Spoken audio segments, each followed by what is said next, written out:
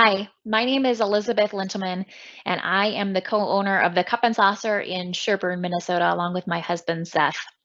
I'm here today to talk to you about embracing your journey.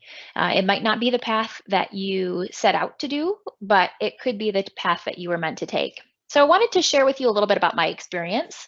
I kind of thought when I was junior high, high school, that I was going to be a neurosurgeon. My brother was in a terrible car accident and needed brain surgery, and that's really what I thought I was going to do. And then I realized that I didn't handle blood so well, and so I decided I needed a different path. Now, my dad was in marketing, and he traveled the world, and he had a really cool office, and so I thought, okay, that's what I'm going to do.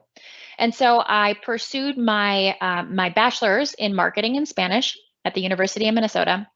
And while I was doing that, I started as a busser and then a waitress at a private country club on Lake Minnetonka, where I met my future husband. And he was a line cook and I was a waitress, and we fell in love and eventually got married and started a family. And we always had aspirations of starting our own restaurant, right? We had big picture dreams, but financially, it's very expensive to start that industry. So we kind of put that on the back burner and pursued our careers. After graduation from my bachelor's degree, I took a position in retail management. And I quickly learned that I did not love retail management. I loved aspects of it. I loved the people interaction. I loved the hiring, but I didn't love retail. And so I left that and moved back into the country club industry where I was an event manager. So I managed weddings and the dining room. Again, I really liked the people aspect of things. I really liked the hiring. I didn't love working until 1 or 2 o'clock in the morning. And so I transitioned into a recruiting role. And I really liked that. I really liked being able to help connect people with their careers. Unfortunately, the company I was working for in 2008, 2009 went out of business.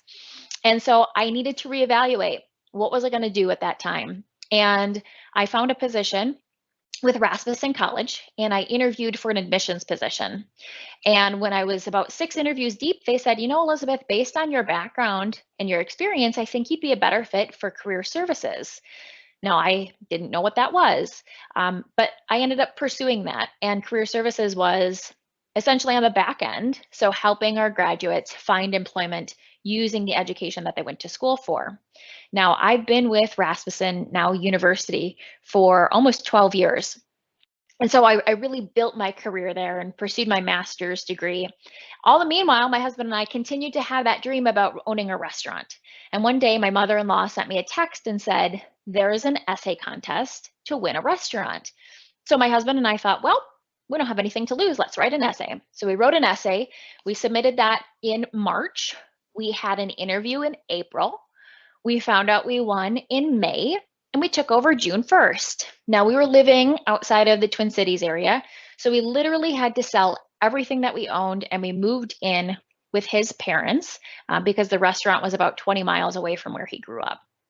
Now, internally, right, I'm super excited because we just won a restaurant. We literally won everything: the building, the items inside, the inventory.